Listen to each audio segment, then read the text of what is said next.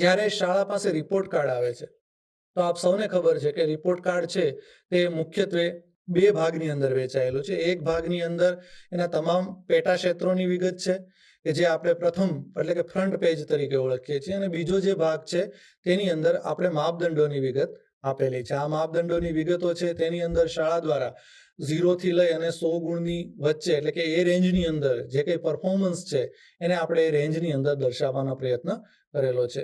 તો મિત્રો, જ્યારે પણ આપણે શાળાની સારી બાબતો, નબળી બાબતો, સુધારાત્મક બાબતો કે ખૂબ પડકારજનક કહી શકાય એવી બાબતોની ઓળખ કરવી હોય તો મેનેજમેન્ટનો જે કન્સેપ્ટ છે SWOT, કે જેને આપણે S for strength, W for weakness, O for opportunity અને C ફોર ચેલેન્જ તરીકે ઓળખીએ છીએ. તો એનું કેવી રીતે આપણે રિપોર્ટ કાર્ડના આધારે એનું એનાલિસિસ કરી શકીએ તેના ઉપર થોડી વાત કરીએ. મિત્રો, આ જે SWOT એનાલિસિસ છે તેના મેં અગાઉ વાત કરી તેમ મુખ્ય 4 ભાગમાં વહેંચાયેલું છે. આપ પણ પોતાની શાળાનું રિપોર્ટ કાર્ડ જે આપની પાસે હોય તેને હાથમાં લઈ અને આ SWOT એનાલિસિસ કરી શકો છો. આ કોઈ એવી અઘરી કે જટિલ વસ્તુ નથી. મેનેજમેન્ટની અંદર કંપની પોતાની ક્ષમતાઓ, નબળાઈઓ જાણવા માટે આ એનાલિસિસ કરતી, પણ હાલ આપણી પાસે આપણું જે રિપોર્ટ કાર્ડ છે એ જ આપણી ક્ષમતાઓ છે, આપણું જે રિપોર્ટ કાર્ડ છે એ જ આપણી નબળાઈઓ છે એને દર્શાવે છે. આ અરીસાને જો આપણે જોવું હોય તો આપણે SWOT એનાલિસિસની પ્રક્રિયામાંથી પસાર થવું પડે.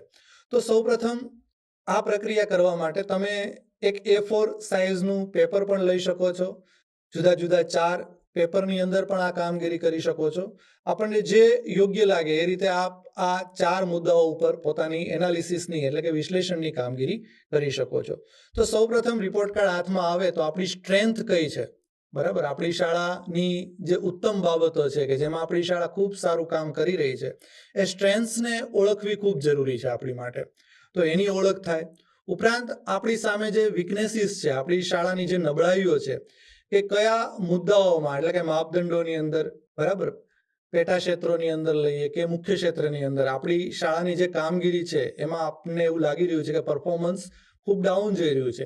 તો એ વીકનેસીસને ઓળખવી પણ આપણી માટે ખૂબ જરૂરી છે.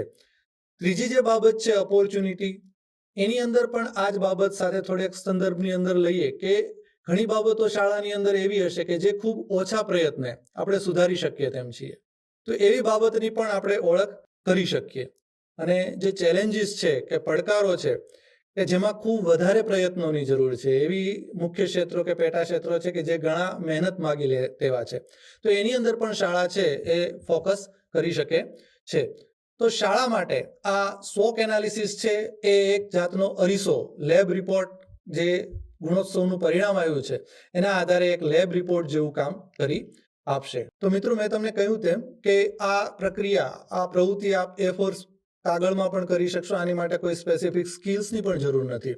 તો સૌપ્રથમ આપણી શાળાની જે સ્ટ્રેન્થ્સ છે એને કેવી રીતે ઓળખ કરવી, તો અહીંયા એક ઉદાહરણ તરીકે જોઈએ કે જે મેં મુખ્ય ક્ષેત્ર અને પેટા ક્ષેત્રોને ધ્યાને લઈ અને SWOT એનાલિસિસ કર્યું છે. આપ આ SWOT એનાલિસિસ છે એ માપદંડ સુધી જઈ શકો. આપની પાસે માર્ગદર્શિકા હોય તો એના આધારે ઇન્ડિકેટર્સ પણ આપ ચકાસી શકો છો કે કયા ઇન્ડિકેટર્સની અંદર કામ હજુ કરવું પડે તેવું છે.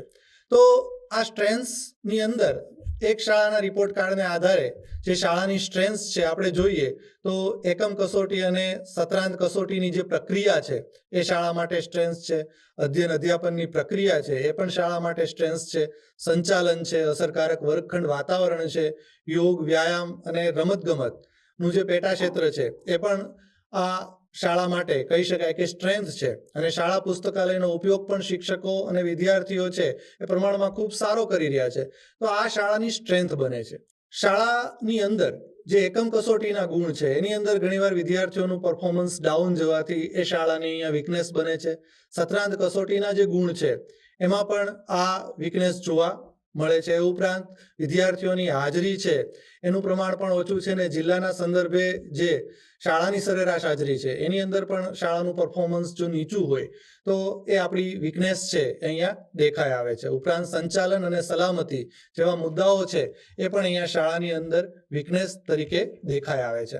બીજી જે ખૂબ ઓછા પ્રયત્ને શાળા સુધારી શકે એવી જે બાબતો છે, તો મધ્યાહન ભોજન યોજના જે છે એની અંદર બધા જ વિદ્યાર્થીઓ ની જે નિયમિતતા છે એ શાળાએ વધારી શકે એવી એમના હાથમાં આ વસ્તુ છે અને આ વસ્તુ એ કરી શકશે ખૂબ સહેલાઈથી. તો આ ઉદાહરણની અંદર એ શાળા જો મધ્યાહન ભોજન યોજનાની નિયમિતતા વધારી શકે, બરાબર, શિક્ષકો દ્વારા જે મધ્યાહન ભોજનની ગુણવત્તાની ચકાસણી છે એવા મુદ્દાઓ ઉપર કામ કરી શકે, તો મોટે ભાગે આ શાળાનું પરિણામ છે તે એ યોગ્ય રીતે સુધારી શકશે. બીજું, વિશેષ પ્રવૃત્તિઓની અંદર જે ભાગીદારીની વાત છે, તો અહીંયા પણ જુદા જુદા પ્રકારની જે વિશેષ પ્રવૃત્તિઓ થાય છે એમાં કામ કરવાની જરૂરિયાત ઊભી થાય છે. બીજું, જ્ઞાન સેતુ મેરિટ સ્કોલરશિપ યોજના જે છે, ખાસ કરીને આપણે એને અત્યારે હાલ CET તરીકે ઓળખીએ છીએ, તો કોમન એન્ટ્રન્સ ટેસ્ટ જે છે લેવાય છે એની અંદર વિદ્યાર્થીઓની ઉપસ્થિતિ, આપણે નવા જે ક્રાઇટેરિયા નક્કી કરેલા છે ગુણોત્સવની અંદર, એ પણ એ જ ક્રાઇટેરિયા ઉપર કામ કરી રહ્યા છે કે જ્યારે CETની અંદર 80%થી ઓછા વિદ્યાર્થીઓ જો કોમન એન્ટ્રન્સ ટેસ્ટની અંદર ઉપસ્થિત રહ્યા હોય તો આ શાળાને આપણે A અને A+ ગ્રેડ હાલ આપતા નથી. તો આ જે સ્પર્ધાત્મક ડોમેન્સ છે, આ સ્પર્ધાત્મક ડોમેન ઉપર પણ શાળાને કામ કરવાની જરૂરિયાત ઊભી થાય છે. આ ઉપરાંત ચેલેન્જીસ છે, જેમ કે જિલ્લાની સરેરાશ હાજરીના સંદર્ભે શાળાની હાજરી. તો ઘણીવાર જિલ્લાની હાજરીનું પ્રમાણ ઊંચું હોય અને શાળાની હાજરીનું પ્રમાણ નીચું હોય ત્યારે શાળાનું ગુણાંકન છે તે ઘણું નીચું જઈ શકે છે એના સંદર્ભની અંદર.